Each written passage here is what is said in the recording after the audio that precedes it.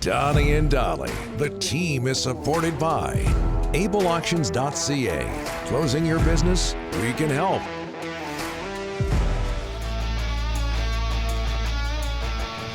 All of today's guests, including Marc Crawford, standing by, brought to you by the Bayside Oceanfront Resort. Book your stay at the Bayside and enjoy the many amenities the hotel has to offer, such as oceanfront rooms, free parking, oceanfront restaurant, cafe, indoor and outdoor swimming pools, gym, and more. Call 250-248-8333 or go to their website, BaysideResortParksville.com. Just before we get to Marc Crawford, Delaney's OK Tire and Langley inbox. Nick from Vic. Ryan is wrong once again. The Pickard footage enhanced the viewing experience. Thank you. It sounds like Nick has some television experience. Background. He knows what he's talking about. And speaking of enhancing the viewing experience, we bring in former Canucks head coach Marc Crawford. Marc, long time no talk to. How are you, sir? I'm doing great, guys. It's really good to be on with you. I've got my left habby and my right boolin ready to make a save. I can't tell you, Donnie, how many times I've used that line. Good to hear. Good to hear I influenced somebody in a positive way. Hey, you sure did. Marc, what's impressed you about the Canucks, not only in the playoffs but this season? Well, I think it's just been their togetherness. They went out. They did a lot of good things this summer to really solidify their defense. When you've got Quinn Hughes and you add a Hronek, you obviously have your offense taken care of. But I love what they did to support those guys. They brought in big, strong, good defenders. Susie, who's suspended tonight, obviously leads the chart there for me. Tyler Myers has been here for a few years, but now he is totally supported as well. And then bringing in the big Z and Cole, those guys are just, big, they're strong, they're no fun to play against, especially when they're playing well. And I think their D has been the story of this playoff series. It's made the goaltending, which has been outstanding, no matter which guy's been in net. They've supported those guys really well, and they've supported the offense quite well as well. So for me, I think the D has been the best story, and I think Patrick and Jim did a great job of building it. I think having Adam Foote being the guy that's doing the talking on the back end, along with Sergei Gonchar, it really makes sense why their improvement has been the way it has been, because they've really they put their money where their mouth is, and they've gone out and they've done a good job of making the D and then supporting them. Marc, you mentioned a name there, Adam Foote. You coached him in Colorado. What was he like to coach, and could you tell that maybe one day he would be a coach? Well, I can tell you this. Adam was a very fiery competitor.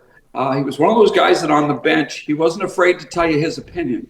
And I was like those guys. I actually did, because you want guys that you got to hold back a little bit more than you've got to, get them motivated. And Adam certainly was that type of guy. In his battles with Eric Lindros throughout his career were legendary. They started in junior when Adam was in Sault Ste. Marie and Eric was in Oshawa. They had a number of playoff series where they always met in the finals. And they were just go at it head to head. And then when they played together on the Team Canada, they became decent friends, and I think they liked the fact that they didn't have to battle each other. Adam has instilled that battle into that defensive core, and my son, who's the video coach there, he says Adam has an outstanding way with the defensive guys that are on that team. And I think, again, the notoriety that he has and the credibility that he has is perfectly suited to this group of Vancouver Canuck defenders. Marc, are you surprised McDavid, Draisaitl 29 minutes apiece ice time last game, Bouchard 31 minutes, the Canucks looked like they were rolling four lines, and their D, no one got over 22 minutes. Were you surprised those guys got that much ice time? A little bit, but again, they're the guys, and they're going to live and die with Draisaitl and McDavid.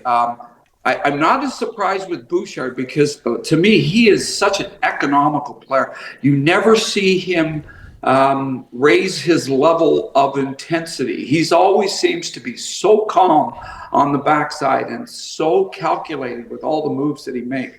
I mean, he's going to play for Team Canada in these upcoming tournaments, and he's going to be a great defenseman for Team Canada. So I'm not surprised so much with Bouchard, but the other two guys, when you're a forward and you're getting up over 25 minutes, that is really, really harsh territory. So, I think the Canucks have done a decent job of managing those guys, and that's, as Rick Tocchet says, that's really all you can do is try and manage those two guys. Just try not to give them any cross-ice chances where they can get their one-timers and get their real good looks, and they're going to get chances every now and then. But I thought that as the game wears on, the Canucks can now send two pairs out against them and be fairly confident that they're going to be able to keep them in check, especially as they tire towards the latter part of the third period. Mark, both teams are playing their third-string goalies tonight. What about Seelovs? What a story. 23 years old, gets called up in Nashville. And what do you think about him carrying the load right now? Well, I just think he's a great story. Again, sometimes you have to have those God-given things that the hockey gods kind of just send your way. Him wearing that funky shirt in Nashville, and then Miller going out and wearing it during the game.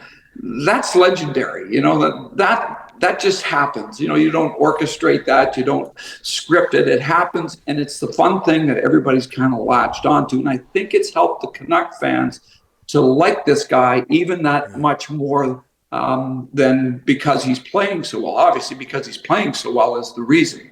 I think in Seelov's case, he got a great education last year playing in Latvia in the World Championships. Yep. If you've ever been in international hockey, the Latvian fans are the loudest, they're the craziest.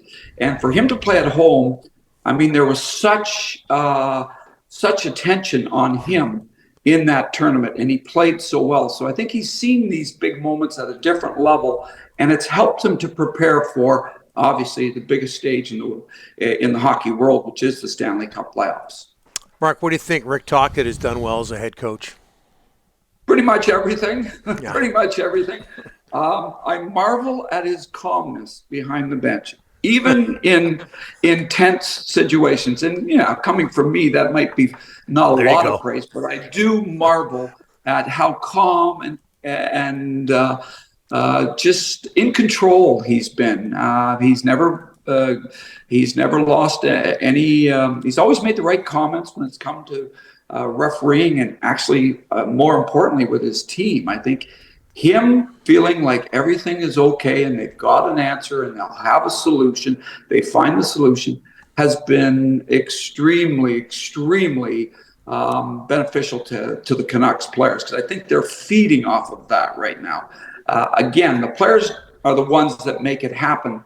And you have to compliment guys like Miller, and you have to compliment, their captain, Hughes. I think they've all set the right tone. But behind the bench, Rick has done just about everything right.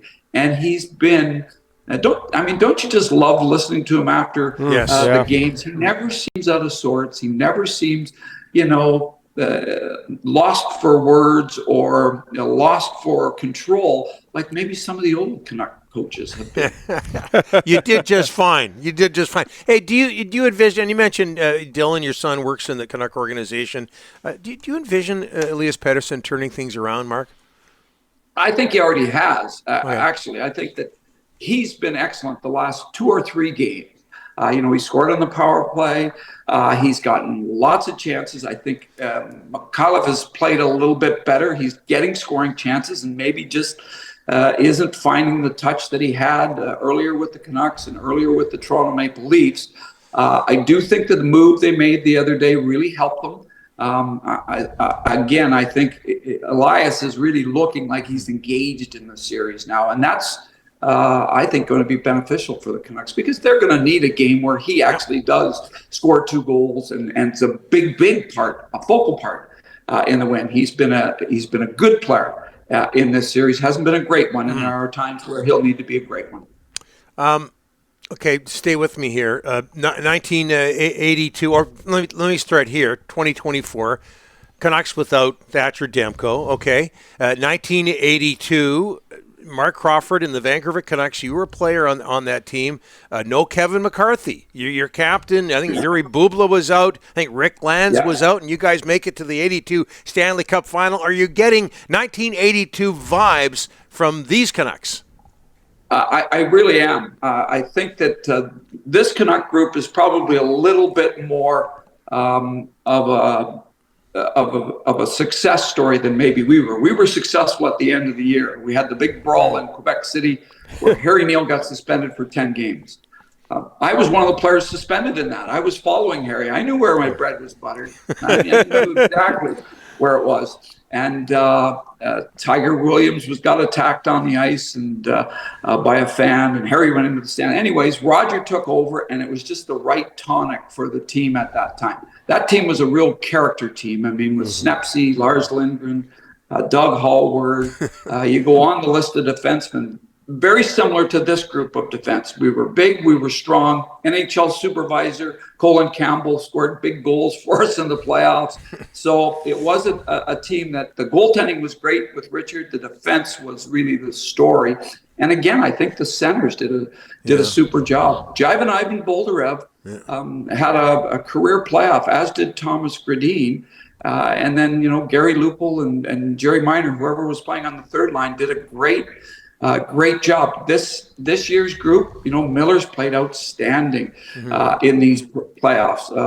Lindholm has been all world, and he's so good on the faceoff dots, especially on the right side. So you need those elements.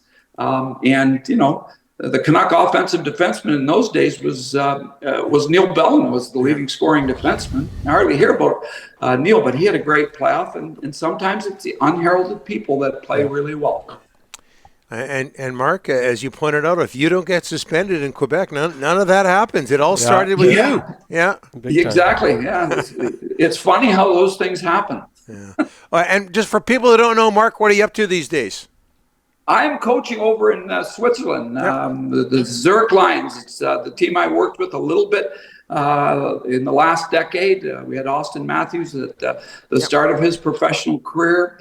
And this year we had a great year. We won the championship, the Schweizermeister, and we were Schweizermeisters, which is a lot of fun because winning a championship any place brings you a lot of joy, and a lot of joy to the people who support your group. I just like the sound of that word. This has been great, Crow. Yeah. We really appreciate it. Mark, we'll get you back.